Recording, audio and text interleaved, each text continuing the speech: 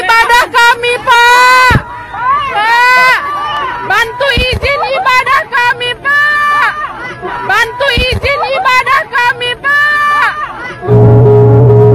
Gereja tidak pernah takut akan ancaman apapun. Sudah 2000 tahun gereja coba dihancurkan. Dari Kaisar Nero sampai kerajaan Romawi sampai kerajaan Ottoman. Dan semua kerajaan itu sekarang sudah hancur. Gedung gereja bisa hancur. Alkitab bisa dibakar. Pendeta bisa dibunuh. Jemaat bisa dibunuh. Tapi gereja tidak akan pernah bisa hancur.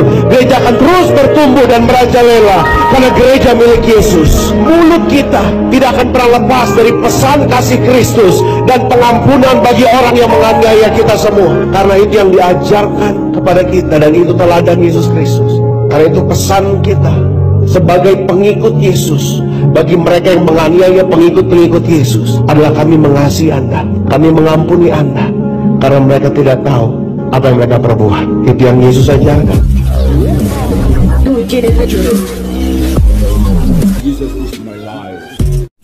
Shalom sahabat yang dikasihi Tuhan Yesus, puji Tuhan kita bertemu kembali dalam kasih-Nya. Baru-baru ini Bapak Presiden kita, Bapak Joko Widodo datang ke Medan, Sumatera Utara, sahabat. Kedatangan Bapak Jokowi membuat jemaat-jemaat gereja dan beberapa gereja mengadu ke Bapak Presiden. Mereka menangis histeris berkata, "Pak Jokowi, tolong ibadah kami. Pak Jokowi, tolong ibadah kami." Ketika saya mendengar pernyataan mereka ini, saya cukup pilu. Dan saat menonton saya meneteskan air mata, sahabat.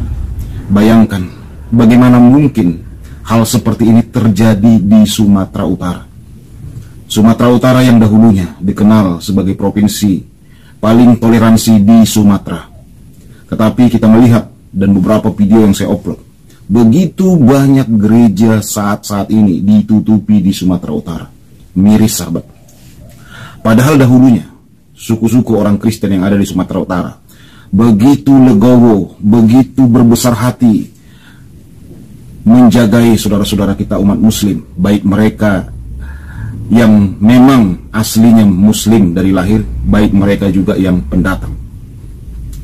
Bahkan ada beberapa video saya upload di bawah video lama, bagaimana pendeta-pendeta, para romo, jemaat-jemaat gereja, pengerja-pengerja gereja ikut ambil andil dalam membantu membangunkan masjid buat orang-orang muslim sewaktu mereka masih sedikit. Karena orang Kristen melihat mereka tidak memiliki tempat ibadah, maka dibangunkanlah oleh gereja, oleh pendeta, oleh romo sebuah gereja.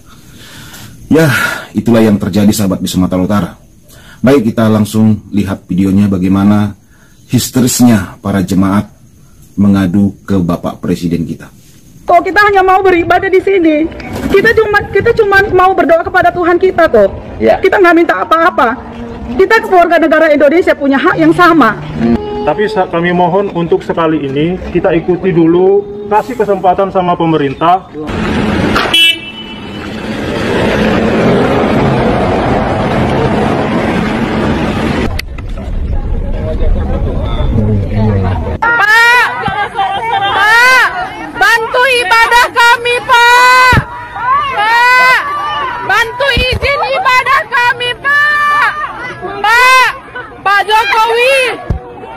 Bantu izin ibadah kami, Pak.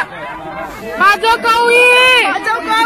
Bantu izin ibadah kami, Pak. Pak, bantu izin ibadah kami, Pak. Bantu izin ibadah, Pak. Pak, bantu izin ibadah kami. Ya, itulah yang terjadi, sahabat. Saya tidak bosan-bosan menyampaikan hal ini.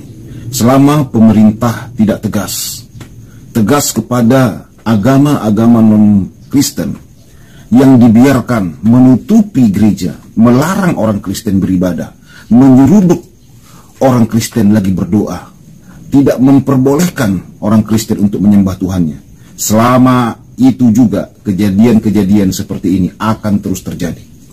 Ya, logika saja lah ya, logika saja.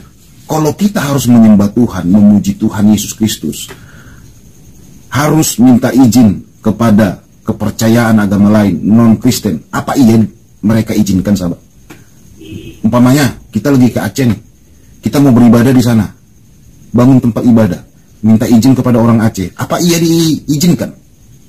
Atau ke Tanah Minang sana, ke Sumatera Barat sana, apa iya mereka izinkan?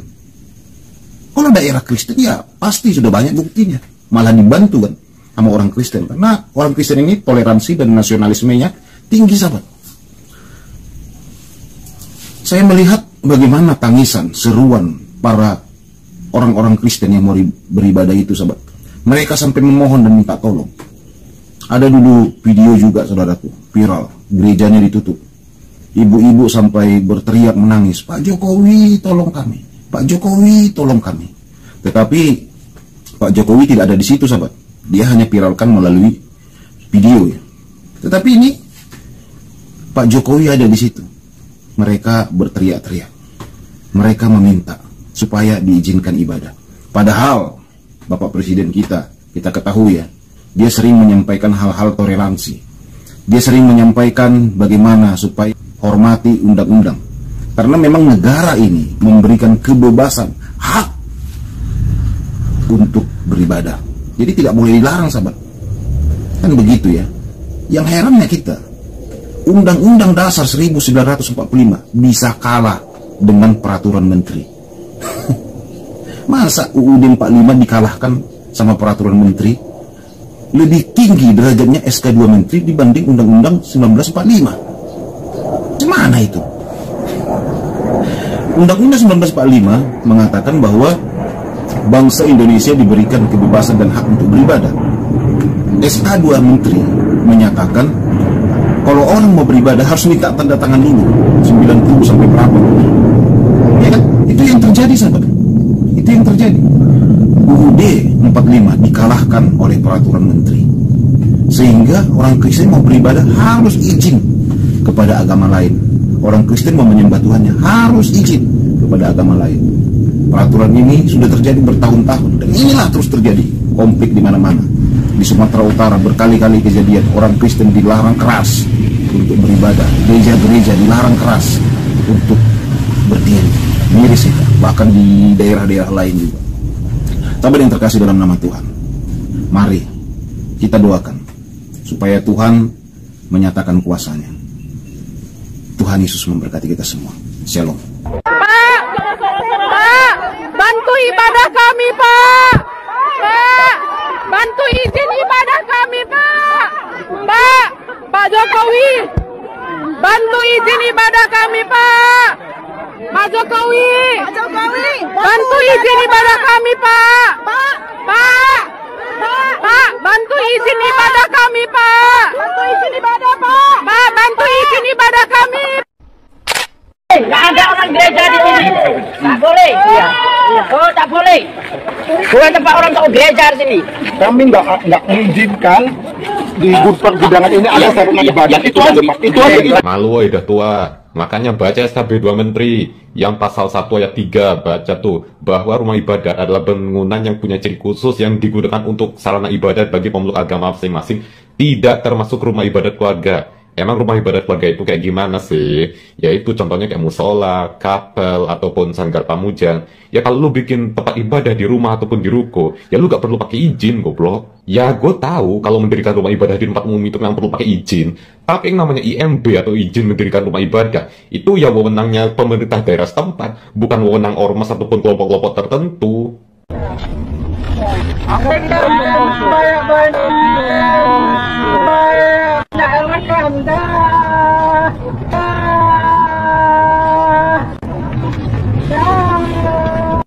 Jadi bukan saya melarang ibadah. Bukan melarang ibadah. Oh, bukan melarang ibadah. Ingat tuh teman-teman, jadi Bapak ini bukan melarang ibadah, tapi dia hanya mengingatkan. Jadi dia datang ke mimbar itu, suruh berhenti. Itu bukan melarang ibadah, teman-teman. Itu hanya menstop ibadah, karena Bapak itu mengingatkan. Jadi kita jangan salah paham, teman-teman. Kita jangan negative thinking, teman-teman. Tapi kita berpikir bahwa, oh, Bapak itu hanya mengingatkan dengan cara menstop ibadah, terus menghalangi HP yang mengkamerain Bapak itu. Tapi Bapak itu kemarin emosi banget, terus pas klarifikasi, senyumnya ramah sekali ya. Oh, karena kan Bapak itu hanya mengingatkan. Karena kan kata Bapak itu kan ibadah itu hak semua orang, sehingga Bapak itu menstopkan ibadah. Jadi bukan mengubarkan, teman-teman. Jadi teman-teman jangan negatif thinking ya, oke? Gak usah sok-sokan aku dekat dengan Tuhan. Kalau orang ibadah dulu kok aja masih dibubarin. Aduh Pak Ustadz, yang ringan dulu, sabar. Ini kan ringan. Ya udah ulang. Gak usah sok-sokan aku dekat dengan Tuhan. Kalau mempersulit izin tempat ibadah orang lain. Aduh, enggak guys, maksud Pak Ustadz ini semuanya di enggak kok, orang di Indonesia ada buktinya. Hari ini jemaat sudah setuju untuk direlokasi ke P3UD selama 2 kali ibadah. Kita perhatikan di sedang persiapan sementara masyarakat sedang menunggu di depan kantor Sorodo.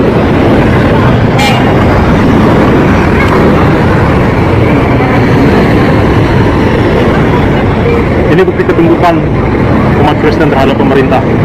Tapi bukan berarti kita tidak boleh bersuara menyatakan kebenaran dan keadilan atas bangsa kita. Kita akan lanjutkan perjalanan berikutnya ke P3UD. Jadi sama-sama kita doakan semua berjalan dengan baik dan lancar. Terima kasih.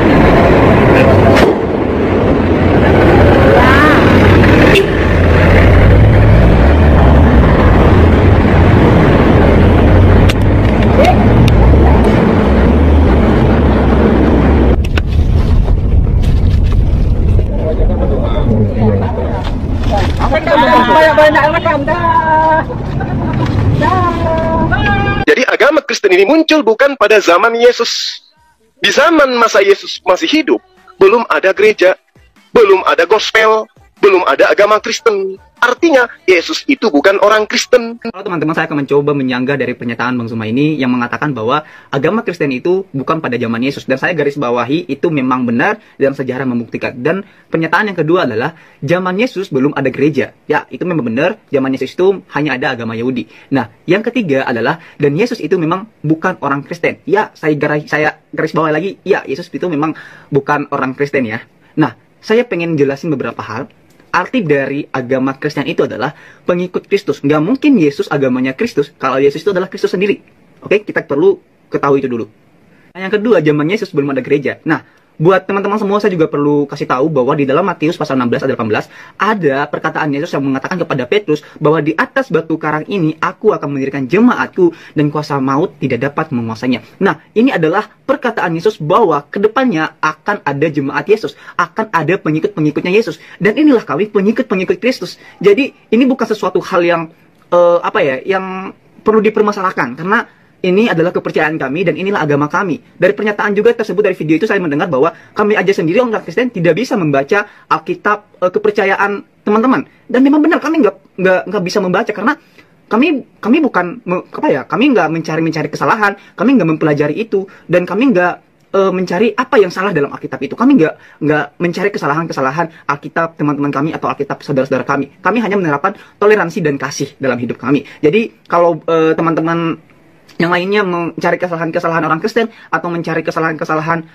agama Kristen atau kesalahan-kesalahan dalam Alkitab, dan saya himbau untuk belajar terus, untuk terus mempelajari agama Kristen dan temukanlah kebenaran dan temukan juga kesalahan. Jadi yang perlu saya kasih tahu buat teman-teman semua, kalau kita menerima sesuatu hal yang yang mungkin menjanggal di pikiran kita harus perlu mencari sumber-sumber lain untuk mendukung teks tersebut atau pernyataan tersebut supaya kita jangan mengiyakan, maksudnya jangan terlebih dahulu mengiyakan baru nanti kita tahu kebenarannya, itu salah. Jadi kita terlebih dahulu mencari kebenarannya baru mengiyakan. Oke, terima kasih. Maaf ya Bang Zuma kalau ada tutur kata yang salah.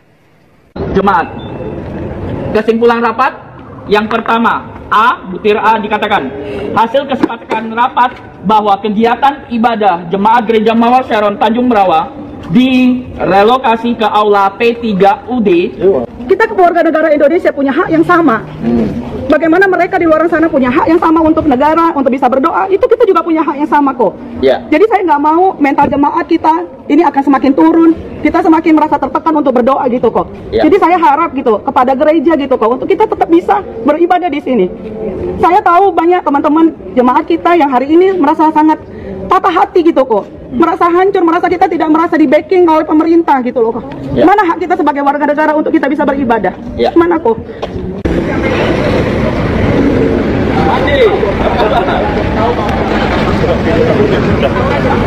Hari ini jemaat sudah setuju untuk direlokasi ke P3UD sementara masyarakat sedang menunggu di depan kantor Sorodo.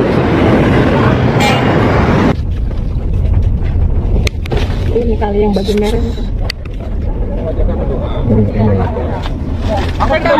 Banyak rekam dah. Ini bukti ketundukan umat Kristen terhadap pemerintah.